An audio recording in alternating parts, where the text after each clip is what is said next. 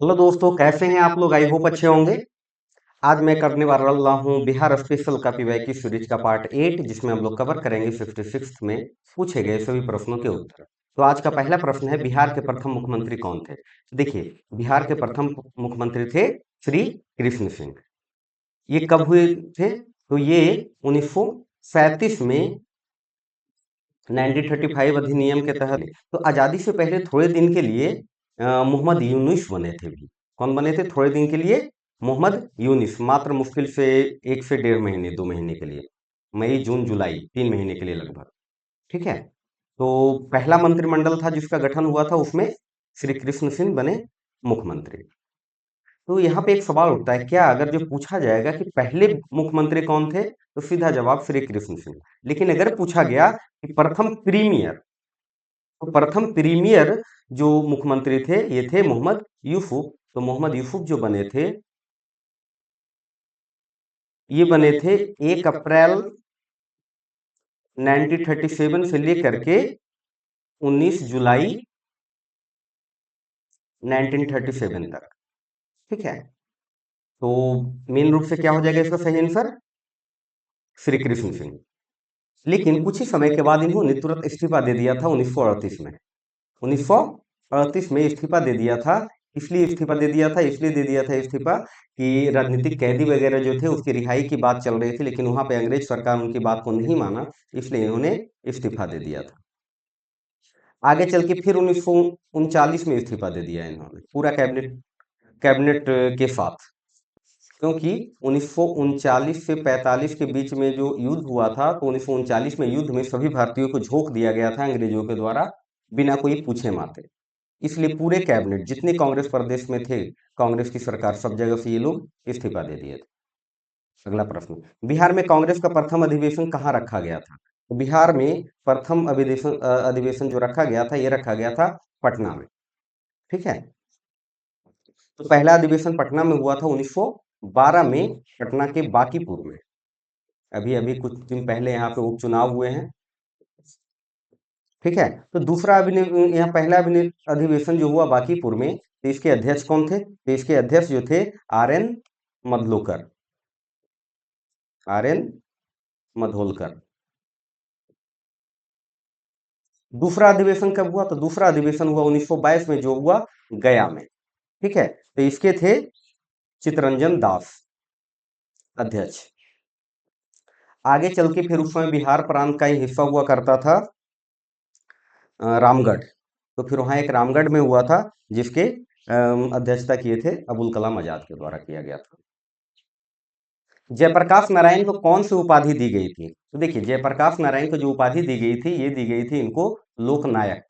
लोकनायक की उपाधि दी गई थी, क्योंकि इन्होंने 1974 में जो छात्रों का आंदोलन था उसका साथ दिए थे, और बिहार से इन्होंने ऐसा आंदोलन शुरू किया कि पूरे राष्ट्रव्यापी आंदोलन के रूप में वो आंदोलन बदल गया। ये आंदोलन अहिंसक आंदोलन था। ठीक है। अगर इनके बारे में थोड़ा सा और भी जानने की अगर कोशिश करें, तो 1974 में जो ये आंदोलन किए थे, किनके खिलाफ किए थे? तो इंदिरा गांधी सरकार के खिलाफ। इंदिरा गांधी सरकार के खिलाफ किए थे। और आगे चल के इन्होंने आजाद दाफ्ता का गठन किया था नेपाल में, एक गुप्त संगठन के रूप में। और इनको 1998 में भारत रत्न भी मिला। भारत रत्न भी मिला है इनको। ठीक है। बिहार में 3 कट्ठे पट्टे में नील की खेती के लिए भूमि का कितना भाग अमानत रखा जाता था? 3/20। 3 कट्ठे पद्धति का मतलब है कि 1 बीघा जो 20 कट्ठे का होता था, उसका 3 हिस्सा, मतलब 3 कट्ठा जमीन। ठीक है।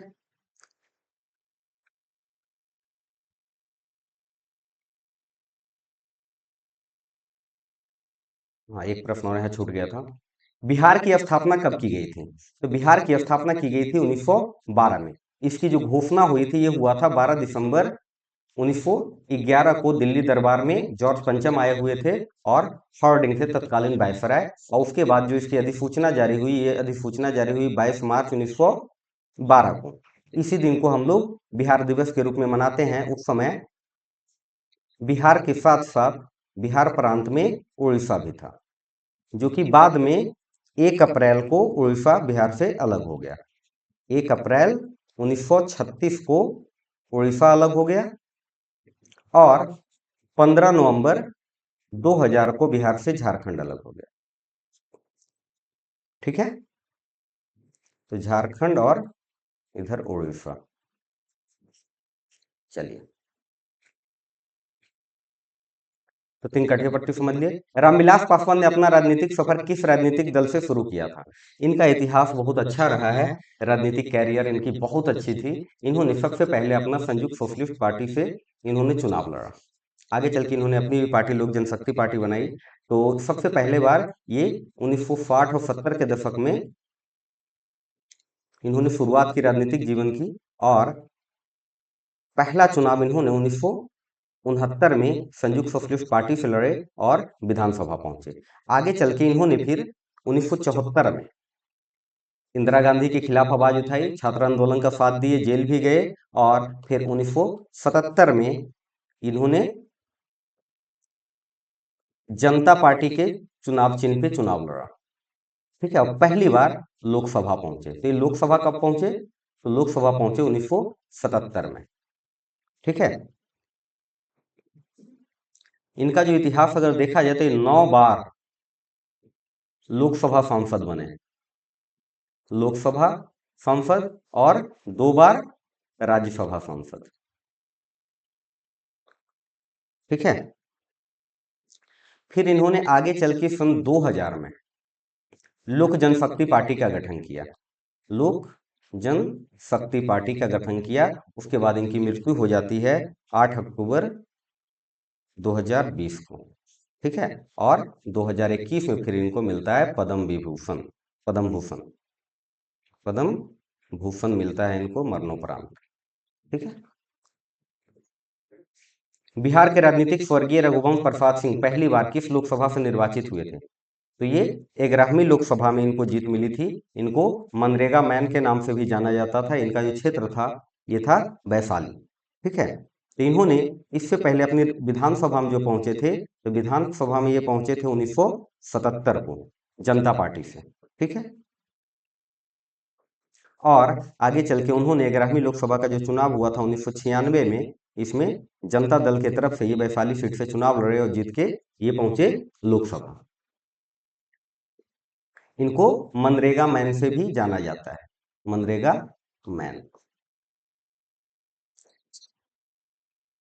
चंपारण में इंडिगो के किसानों की दफा की ओर गांधी जी का ध्यान किसने आकर्षित किया? इस प्रश्न को हम लोग बहुत बार कर चुके हैं। ये थे राजकुमार शुक्ल। ये इनको लखनऊ अधिवेशन 1916 में जो लखनऊ का अधिवेशन हुआ था, यहीं पे इनसे ये मिले थे। ठीक है, और उसके बाद इन्होंने तीन कठिया पद्धति के बारे में बताया, और यहाँ के जो इंडिगो के किसान जो थे, जो नील की खेती करते थे, उनके बारे में बताया, उनकी स्थिति के बारे में बताया। गांधी जी इन्हीं के आमंत्रण पे चंपारण आए थे 1917 में। उसके बाद आंदोलन किए, सत्याग्रह किए, और गांधी जी का प्रथम सत्याग्रह था ये चंपारण सत्याग्रह। अगला प्रश्न देखते हैं। प्राचीन महाजनपद मगध की राजधानी कौन सी थी? तो प्राचीन महाजनपद में मगध की जो राजधानी थी ये थी राजगृह, राजगृह। तो ऑप्शन में तो कहीं है नहीं राजगृह, तो ये हो जाएगा सही आंसर। तो राजगृह जो बनाया गया था, तो देखिए अगर हम बात करें सबसे पहले कि मगध की स्थापना का, तो मगध का स्थापना का श्रेय जाता है कुछ पुराणों और कुछ पुराने ग्रंथों के अनुसार से बृहदत्त को, बृहदरथ को। लेकिन वास्तविक जो इसके अगर जो संस्थापक कहा जाए तो ये है बिंबिसार। ठीक है, लगभग लगभग इन्होंने इसकी जो स्थापना की थी 544 ईसा पूर्व में। ठीक है, लेकिन नींव किसने रखी थी इसकी? बृहदरथ। स्वामी सहजानंद निम्न में से किससे संबंधित है? बिहार में जनजातीय आंदोलन, बिहार में मजदूर, बिहार में किसान आंदोलन से। इन्होंने बिहार में बिहार प्रांतीय किसान सभा का गठन भी किया था 1928-29 में। ठीक है, तो 1928-29 में इन्होंने बिहार प्रांतीय सभा का गठन किया था, और आगे चल के 1936 में इन्होंने लखनऊ में अखिल भारतीय किसान सभा का गठन किया था, जिसके खुद अध्यक्ष थे, और एन.जी. रंगा उनके सचिव थे, महासचिव थे।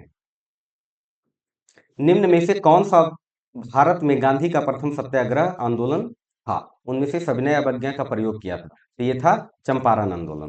तो इन्होंने चंपारण आंदोलन जो किया था, इसी में सबसे पहले सविनय अवज्ञा का आंदोलन किया था।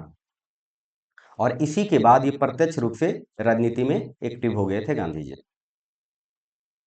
बिहार में 1857 का विद्रोह का नेतृत्व किसने किया था? तो बिहार में जो इसका नेतृत्व किया गया था ये कुंवर सिंह द्वारा किया गया था। सबसे उम्रदराज थे उस समय 1857 की क्रांति में, और ये जगदीशपुर के जमींदार थे, वीर कुंवर सिंह। ठीक है। और अगर जो बात किया जाए नाना साहेब, तो नाना साहेब किए थे कानपुर से।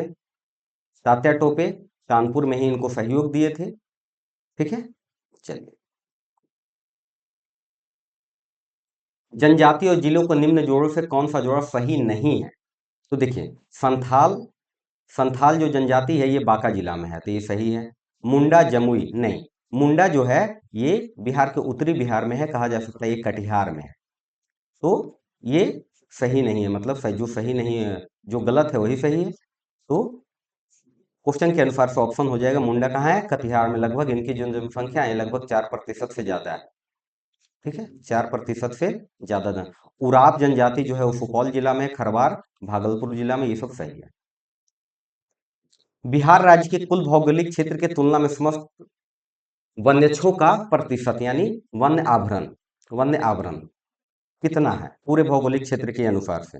तो देखिए, वन स्थिति रिपोर्ट जो है ये जो जारी करती है, ये जारी करती है भारतीय वन सर्वेक्षण विभाग। कौन करती है? भारतीय वन सर्वेक्षण विभाग। ठीक है। तो सबसे पहला इन्होंने 1987 में जारी की थी। हर 2 साल पे ये जारी होता है, प्रत्येक 2 वर्ष पे। ठीक है। तो ये राज्यों के लिए भी करती है। तो इसी के अनुसार से अगर जो देखा जाए वर्तमान की स्थिति हम देखते हैं, क्वेश्चन पहले पूछा गया लेकिन हम वर्तमान के अनुसार से लेके चलेंगे। तो वर्तमान में कुल भौगोलिक क्षेत्रफल का जो बिहार में जो वन आवरण है, बिहार में जो वन आवरण है वो है कितना? बिहार में वन आवरण है लगभग लगभग 7,532 वर्ग किलोमीटर। ठीक है। तो ये पूरे क्षेत्रफल का जो देखा जाए तो ये 8% है, लगभग 8% है, जो कि 2021 से लगभग लगभग 129 किलोमीटर वर्ग किलोमीटर ज्यादा है। अगर एक नंबर पे देखें कि सबसे ज्यादा बिहार में कहाँ है, किस जिले में वनावरण है, तो एक नंबर पे हो जाएगा कैमूर, और उसके बाद है पश्चिमी चंपारण, और उसके बाद है जमुई। तो सबसे ज्यादा वनावरण कहाँ है? कैमूर में। सबसे कम कहाँ है? तो सबसे कम है शेखपुरा में। कहाँ है? शेखपुरा में। ठीक है। और अगर दूसरे नंबर पे कम देखें तो अरवल है, और उसके बाद फिर बक्सर है। ठीक है। आगे देखते हैं, निम्न में से किस जिले में बिहार का एकमात्र राष्ट्रीय उद्यान स्थित है? तो यह है कहाँ? पश्चिमी चंपारण में। कहाँ है? पश्चिमी चंपारण में, जिसकी जो स्थापना की गई थी लगभग लगभग 1978 में। ठीक है। यही एक टाइगर रिजर्व भी है, एकमात्र टाइगर रिजर्व। और अगर जो इसको देखा जाए तो कितना क्षेत्र है, तो लगभग 928.8 किलोमीटर का क्षेत्र है, वर्ग किलोमीटर का क्षेत्रफल में ये वन, ये पूरा राष्ट्रीय उद्यान फैला हुआ है, और इसी में एकमात्र भारत का टाइगर रिजर्व भी है, टाइगर रिजर्व। ठीक है।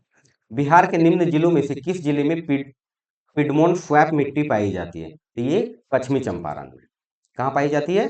पश्चिमी चंपारण में पाई जाती है पिडमोंट मिट्टी, जो धान की उपज के लिए बहुत अच्छी होती है। किसके लिए फेमस है ये मिट्टी? पिडमोंट, तो धान के लिए। ठीक है। बिहार के निम्न प्रशासनिक विभागीय जोड़ों में से किस जोड़ से गंगा नदी नहीं बहती है? दरभंगा, मुंगेर, पूर्णिया, भागलपुर, तिरहुत, सारण, कोसी, मगध। तो देखिए, कोसी मगध से नहीं बहती है गंगा। गंगा जो बहती है बिहार में, वो बिहार में बहती है लगभग लगभग 12 जिले से। लगभग क्या, पूरे रूप से 12 जिले से बहती है। अगर 12 जिले की बात करें तो बक्सर से इधर शुरू होकर बक्सर, भोजपुर, सारण, पटना, इस एरिए में होते हुए बहती है, और फिर भागलपुर, लखीसराय, भागलपुर से जाकर के बंगाल के क्षेत्र में चली जाती है। वर्ष 1632 में बिहार के पटना शहर में कौन सी कंपनी ने अपनी फैक्ट्री स्थापित की थी? तो देखिए, 1632 में डच ईस्ट इंडिया कंपनी ने अपना यहाँ व्यापार स्थित किया था, मतलब कि पहली फैक्ट्री स्थित की थी 1632 में डचों ने, और ये यहाँ से चीनी, सोरा, ये सब का व्यापार करते थे। चीनी, सोरा, सूती वस्त्र, और अफीम की भी इन लोग यहाँ से व्यापार करते थे। बिहार सरकार के 7 निश्चयों में निम्न में से कौन सा सम्मिलित नहीं है? तो बिहार सरकार का जो पहला 7 निश्चय जो आया था, ये उसमें से महिला रोजगार, साफ पीने का पानी, सभी परिवारों को बिजली की आपूर्ति, बाल कल्याण, तो बाल कल्याण सम्मिलित नहीं था, बाकी ये सब उसमें सम्मिलित थे। ये पहला आया था 2015-20 के लिए। फिर आया दूसरा दूसरा आया 2020 से 25 के लिए, और ये वर्तमान में 7 निश्चय तीसरा आया हुआ है जो है 2025 से 30 के लिए। ठीक है, तो आज के लिए इतना ही। और जो लोग नए हैं इस चैनल को लाइक कीजिए, शेयर कीजिए, सब्सक्राइब कीजिए, दोस्तों को बताइए, कुछ गलतियां अगर लगे तो मुझे कमेंट करके बताइए। धन्यवाद।